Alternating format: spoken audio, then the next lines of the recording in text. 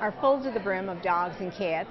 It's a continuum of the animals that cross their threshold, either by owners that can no longer care for them, animals that have to be seized because they're neglected or abused.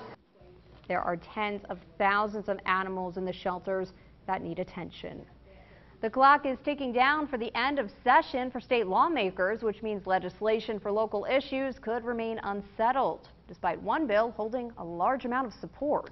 Eyewitness News reporter Morgan McKay brings us an update.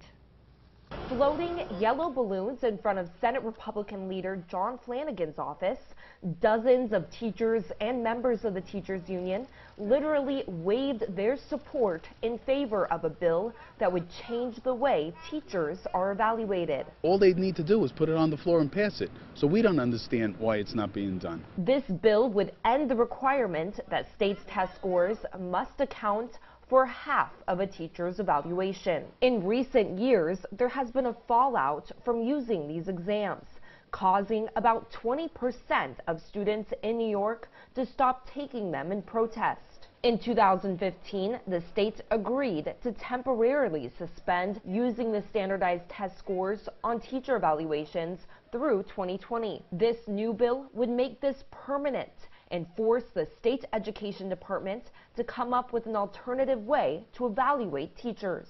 And would allow teachers to get back to doing what they do best, which is to teach kids, and students to be able to learn without the pressures of these standardized tests looming over them. The bill has already passed in the Assembly, but is currently being stalled in the Senate, despite there being 55 out of the 63 senators sponsoring it. One of the senators not sponsoring the bill is Senator John DeFrancisco, the deputy Republican leader. This bill is not on my high priority list in the state Senate. In Albany, Morgan McKay, Eyewitness News.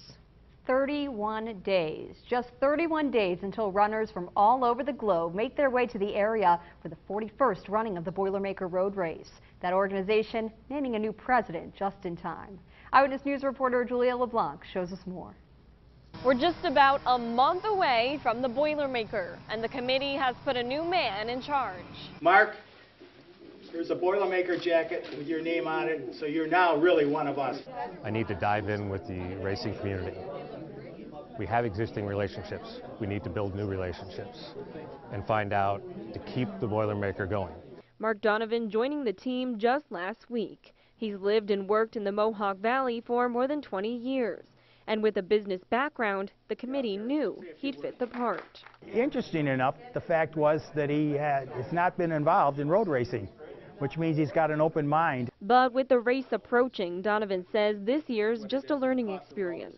The last thing that team needs was me to come in and start questioning things. But it's a perfect time in that crunch to watch this organization tick.